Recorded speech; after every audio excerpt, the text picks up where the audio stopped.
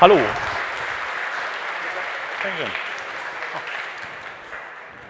Ja, erstmal herzlich willkommen zur FarmCon 2026 hier bei Volvo in Konz. Ich bin der Manuel Leitner, die meisten werden mich wahrscheinlich kennen. Ich bin Lead Gameplay Programmer und Lead Gameplay Producer. Das bedeutet, ich bin für alles verantwortlich, was Funktion bei uns im Spiel hat. Das heißt, alle Funktionen, alle Features, alle Wünsche gehen bei mir über den Tisch. Und mit dabei ist der Stefan Maurus. Ja, auch hallo von meiner Seite. Die meisten werden mich ja schon vorne am Eingang gesehen haben. Den meisten habe ich das Armband angelegt. Ich bin der Stefan, ich bin Senior Gameplay Programmer und Lead Integrator. Ziemlich langer Name. Ich bin hauptsächlich für die ganzen Fahrzeuge bei uns im Spiel zuständig, damit die funktional ins Spiel kommen. Ja, der Kenan hat vorhin unsere neue Karte, Katuai, vorgestellt. Wir wollen euch jetzt ein bisschen über das Gameplay informieren, ein paar Neuigkeiten vorstellen. Natürlich noch nicht alles, weil wir natürlich auch was für die Gamescom und für die nächsten Monate noch brauchen. Aber ich würde sagen, wir fangen einfach mal an. Thema Südamerika. Wir hatten unsere letzte Südamerika-Karte 2017. Deswegen war es klar, dass irgendwann das Thema Südamerika wieder mal kommen würde. Das ist jetzt dieses Jahr der Fall mit unserer Südamerika-Expansion Beans and Alpacas. Und als erstes wollen wir uns was anschauen, was typisch für Südamerika ist, was auch Teil des Titels ist, und zwar die Bohnen. Und nicht normale Bohnen, sondern im speziellen Kaffeebohnen. Und wie das Ganze gameplay-technisch ausschauen wird, sehen wir jetzt in einer kleinen Vorschau. Im Prinzip basiert das Ganze auf unserem bekannten Orchard-System. Das bedeutet, ähnlich wie bei den Trauben und bei den Oliven, kann ich rein von Kaffeepflanzen oder Plantagen reinziehen. Was jetzt neu ist im DLC und was auch für Space Game kommen wird für die Trauben und die Oliven, dass ich eben eine Grenze malen kann, also sogenanntes Boundary Painting, und unser Algorithmus berechnet dann die perfekte Ausrichtung der Plantage. Dann kommt eben ein kleiner Dialog, der die Linien anzeigt, und man kann dann nach Wünschen auch noch den Winkel einstellen. Man sieht, was es kosten würde, wie viel reingepflanzt werden, und dann ist die Plantage fertig gebaut. Also viel, viel schneller als bisher. Was ebenfalls neu ist, was auch in einem der nächsten Base Game Patches kommt, spätestens mit dem DLC, ist, dass die Generierung und der Bau einer Plantage, also für Kaffee, für Trauben oder für Oliven, eben so gestaltet ist, dass man es ganzjährig platzieren kann. Bisher war es eben so, ich konnte Trauben und Oliven nur platzieren, wenn auch der Anbaumonat gestimmt hat. Das haben wir jetzt geändert. Ich kann sie ganzjährig platzieren, aber eben der initiale Wachstumszustand ist eben abhängig von der aktuellen Jahreszeit. Warum haben wir Kaffeebohnen genommen? Erstmal, sie sind typisch für Südamerika. Zweitens, wir haben eben ganz viele Möglichkeiten in der Nachbearbeitung, in der Verarbeitung von Kaffee. Und das bringt eigentlich sehr viel Tiefe. Wir haben neue Maschinen, ein neuer Arbeitszweig, also perfekt für Südamerika. Wir haben die Pflanzen angebaut und jetzt geht es zu einem neuen Schritt. Das wurde bereits diese Woche in unserer News Harvest Folge angeteasert, dass die Pflanze mehr Features bekommt. Das sieht man jetzt vielleicht hier, und zwar sind es Blattkrankheiten. Sogenannter Pilzbefall auf den Blättern, der dann vom Spieler mindestens einmal im Jahr behandelt werden muss. Dafür haben wir Fungizide, die man beim Shop kaufen kann, in ganz normalen Standardcontainern mit netten Decals. Und das Ganze passiert bei einer Plantage über eine neue Maschine von uns, und zwar die Kuhn AFS 600. Das ist eine Plantagenspritze mit einem relativ dicken Auslass, der dann über ein Propellersystem betrieben wird. Und wie das Ganze ausschaut, schauen wir uns das mal an. Vorne dran hängt ein John Deere. Zunächst befüllen wir die Maschine mit Fungiziden und fahren dann in den Bestand rein. Was man jetzt vielleicht hier beim Hochfahren sieht, das Anbaugerät, also diese Spritze, wackelt etwas. Das heißt, wir haben an dem Joint-System zwischen Schlepper und Anbaugerät ein bisschen optimiert, dass es eben nicht mehr so starr wirkt wie bei den anderen Base-Game-Fahrzeugen, weil es eben von euch auch immer wieder ein Kritikpunkt war, dass unsere Fahrzeuge wie auf Schienen fahren, dass man das Gewicht nicht merkt, dass einfach alles zu statisch ist. Wir haben jetzt mit dem Sky Agriculture Pack angefangen, die Maschinen dahin zu optimieren, dass man dieses Gewicht viel mehr wahrnimmt. Und hier geht es eben weiter. Das sieht man vielleicht jetzt auf dem Video nicht ganz so gut, aber Schlepper und Maschine bewegen sich eben nicht im Eintakt, sondern unterschiedlich, je nachdem, wie der Boden sich gerade bewegt. Was man jetzt hier schön sieht, ist ein neues Partikelsystem, was unsere 3D-Artists generiert haben. Und was man eben auch sieht, ist, dass man in einem Zuge gleich 2 Plantagenreihen bearbeiten oder eben dieses Fungizid aufbringen kann.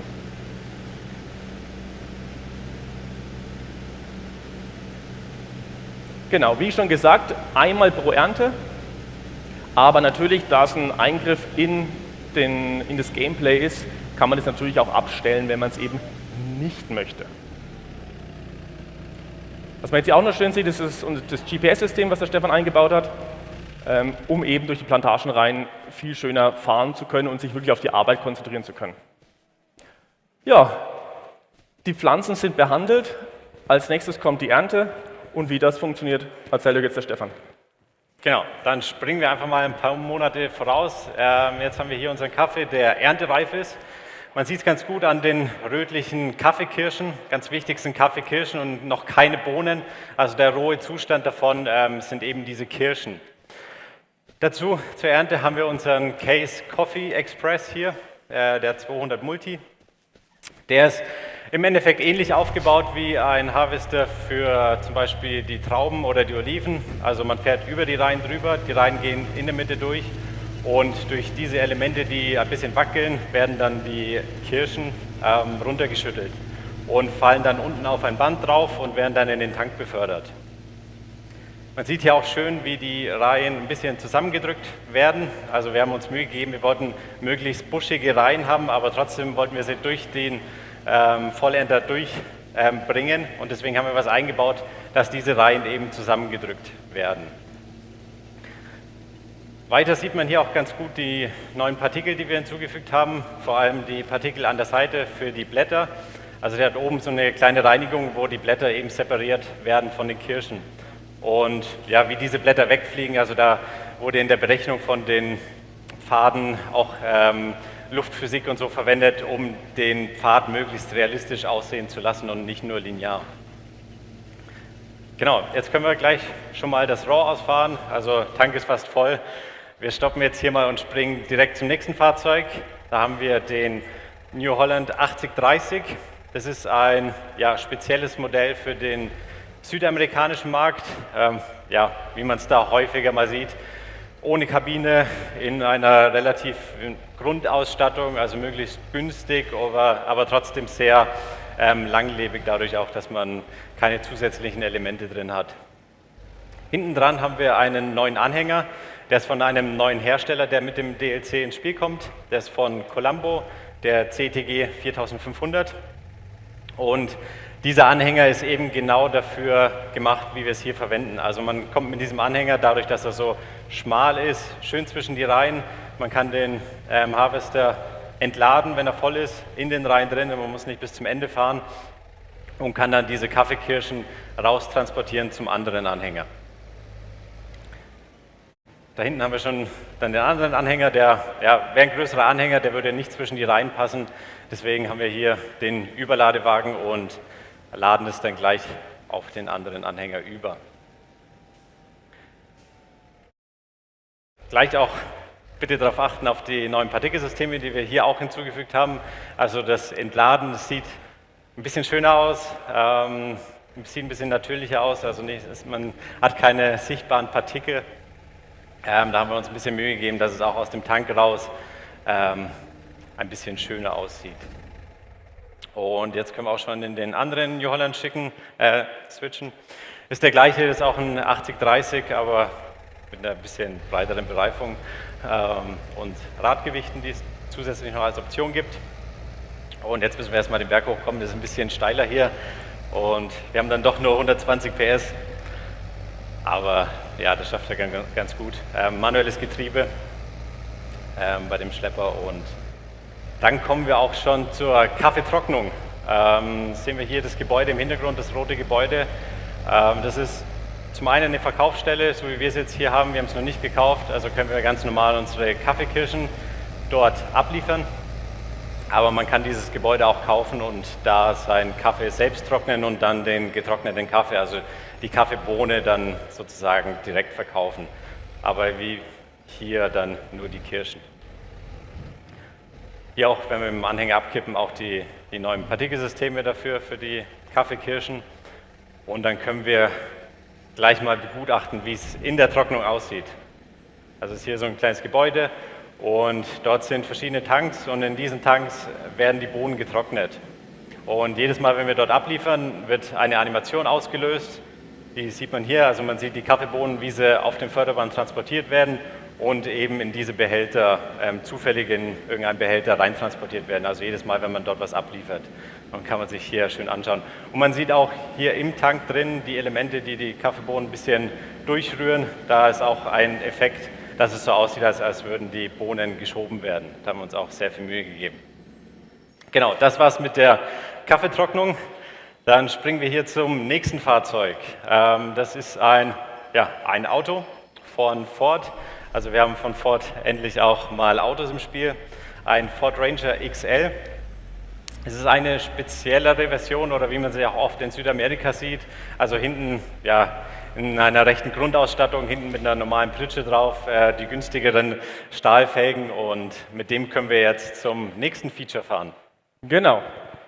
Der Stefan ist ja schon mit dem Ford Ranger unterwegs und wird jetzt auch gleich zu unserem Hof fahren. Aber was gibt es am Hof? Kommen wir zu unserem zweiten Teil des Titels, und zwar Alpakas, unsere neuen Fellfreunde. Und wie das Ganze ausschaut, sehen wir jetzt. Genau, weil auch unsere neue Tierart hat neue Features.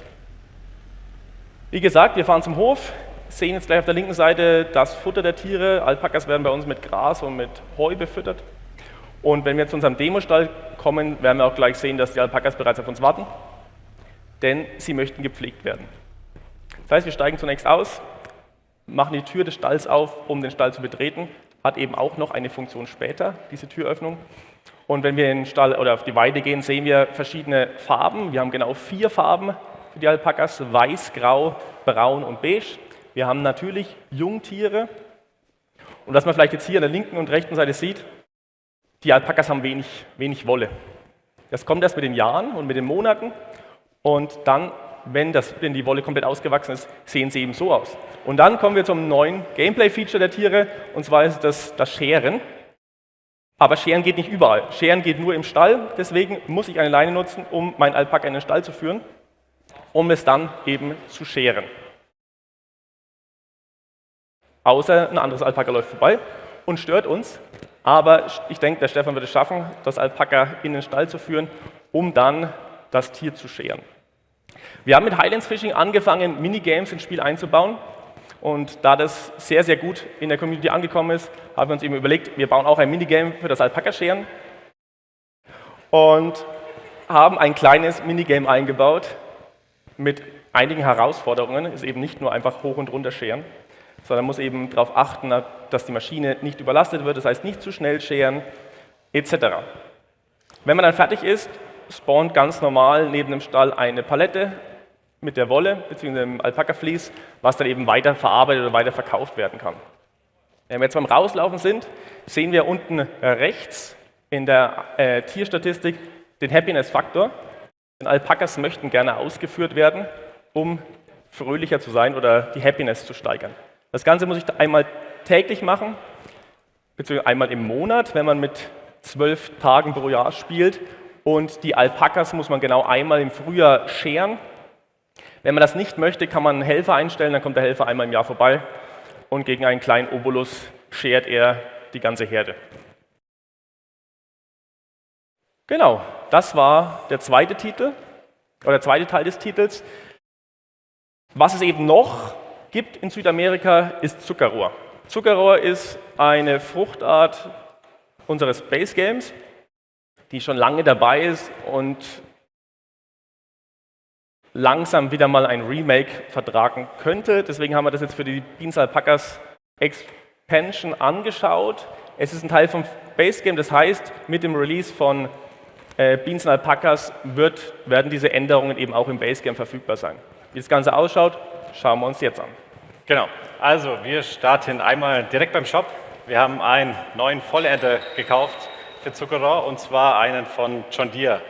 Wir haben hier einen CH59, das ist ein zweireihiger Zuckerrohr-Vollernter. Also zum ersten Mal, dass wir auch eine zweireihige Maschine im Spiel haben, auch für eine größere Arbeitsbreite und mehr Schlagkraft.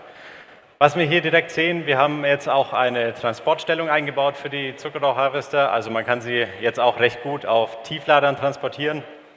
Sieht hier recht gut, also das Rohr hinten ist nach unten geklappt, auch vorne, um die Halme zu kürzen, ist auch nach unten geklappt, und so kann man den Vollernter schön transportieren. Er ist aber trotzdem noch riesig, aber so konnte man einigermaßen gut zum Feld.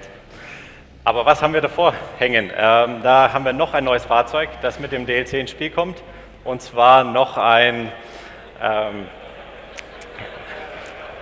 LKW von Mercedes-Benz, und zwar den C-Tros. Das ist kein normaler LKW, das ist eher ein Offroad-LKW, also man sieht schon, er ist bulliger, es ist ein Hauber, er hat ziemlich große Reifen drauf und ist eher für den Offroad-Einsatz gemacht. Aber funktioniert hier auch sehr gut, um ein John Deere zu transportieren.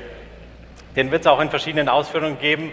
Also hier haben wir die 6x6-Version, also auch Allrad, und zusätzlich noch in einer 4x4-Version, die wir gleich auf dem Feld sehen werden. Und so können wir den sehr schön zum Feld bringen. Aber weil das jetzt ein bisschen länger brauchen würde, switchen wir direkt hin und sind auch schon da. Genau, am Feld angekommen, schauen wir uns an, was neu ist. Also zum einen haben wir das Foliage komplett überarbeitet, das heißt, wir haben neue Texturen.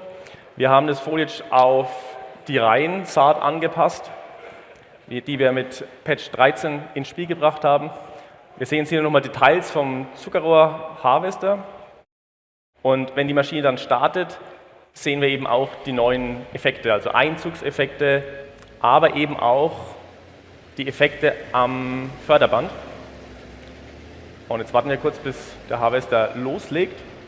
Also wie gesagt, zum einen die neuen Einzugsanimationen.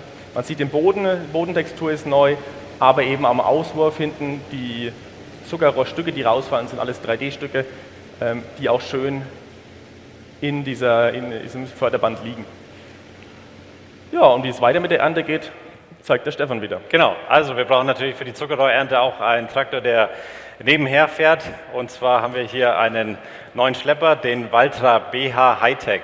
Es ist ein spezielles Modell von Valtra, das extra für den südamerikanischen Markt gebaut wird. Dahinter haben wir unsere TT Colossus Trailer. Es sind zwei Überladewegen, das ist das identische Modell, der 11.500er. Und dort haben wir auch unsere schönen neuen Reifen von Allianz drauf, unserem neuen Partner, den wir seit ein paar DLCs jetzt im Spiel haben.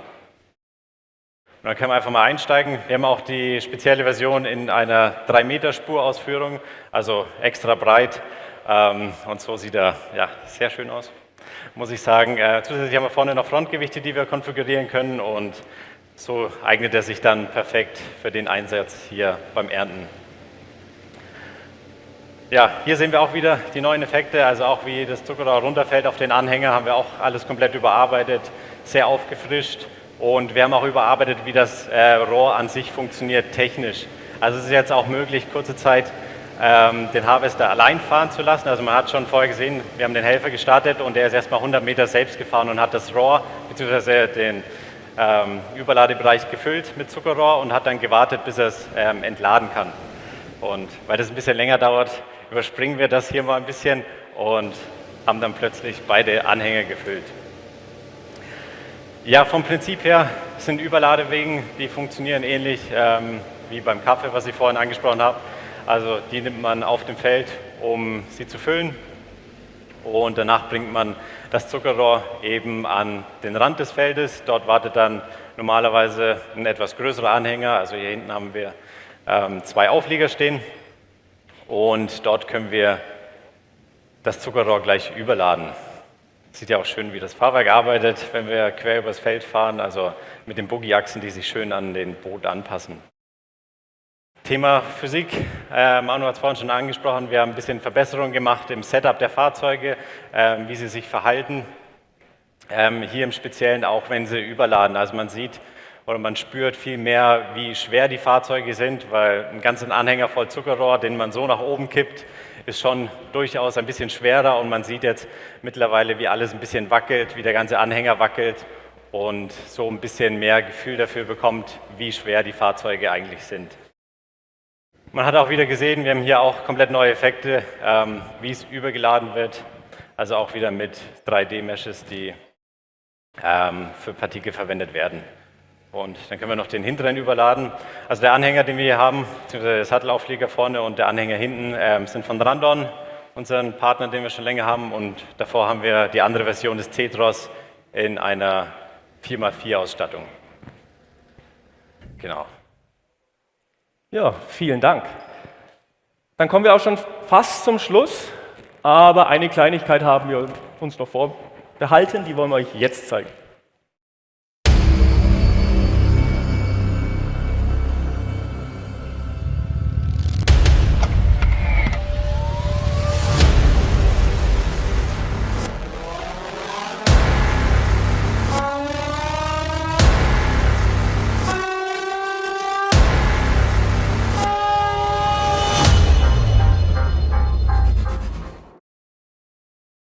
Ja, noch ein neues Fahrzeug, ein John Deere 8RX, beziehungsweise allgemein die neue John Deere 8R-Serie, die größere Serie, die erst Anfang des Jahres vorgestellt wurde von John Deere.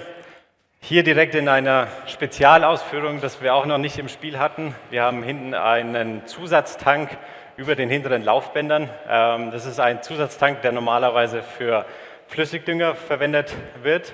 Den haben wir auch funktional integriert, also er ist als Konfiguration verfügbar und kann hier mit der Drille, die wir hinten dran haben, kombiniert werden.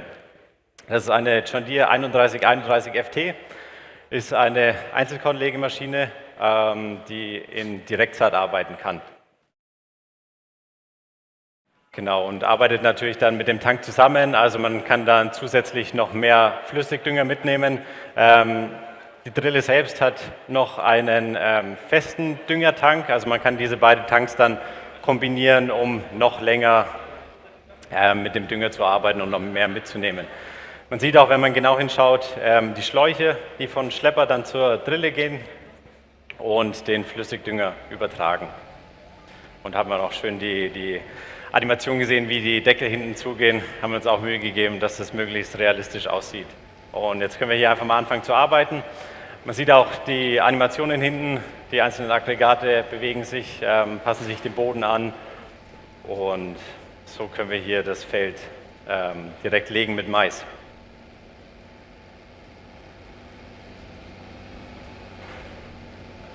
Und das ist schon ein schöner Schlepper. Man sieht auch innen drin die Updates, die der 8R bekommen hat, also neue Armlehne mit einem Zusatzdisplay, oben der Radio auch neu. Ja. Und hier hat man auch noch kurz das Schlauchsystem gesehen, das dann zu dem vorderen Tank geht. Also der vordere ist der Flüssigdüngertank und die hinteren, die großen 4, sind da ist der feste Dünger drin. Aber den 8R gibt es nicht nur in dieser Ausführung, also das war der 8RX. Springen wir mal kurz in den Shop, schauen wir uns die Konfiguration davon an. Also wir haben einmal den 8RX in EU, US-Ausführung, so wie ihr es normalerweise kennt bei uns. Und auch ein paar unterschiedliche Reifen bzw. hier Raupenkonfigurationen. Und eben diese Zusatztanks, die ich vorhin angesprochen habe. Vorne können wir dann auch noch ein Frontgewicht konfigurieren, also entweder Dreipunkt oder Frontgewicht. Und hier springen wir dann auch schon zum 8R, also die normale Radversion des 8R. Gibt es natürlich auch in US-EU-Ausführung und hat ähnliche Konfiguration wie der 8RX. Zusätzlich sehen wir hier auch noch ein kleines Frontgewicht. Also man hat es gesehen, man hat entweder eine Gewichtskonfiguration, eine feste Gewichtskonfiguration oder die Dreipunkt, aber man kann auch die Dreipunkt nehmen und das Gewicht zusätzlich dranhängen. Das ist hier noch zusätzlich im Shop verfügbar. Ja, vielen Dank Stefan und vielen Dank euch. Das war unsere kleine Präsentation einiger Gameplay-Features für die neue Expansion. War natürlich nicht alles. Wir werden die nächsten Wochen, wir werden auch auf der Gamescom noch neue Features vorstellen. Also schaut bei uns rein, Social Media, da werdet ihr alles erfahren oder kommt zur Gamescom. Vielen Dank fürs Kommen, vielen Dank fürs Zuhören und noch viel Spaß beim Baggern. Tschüss.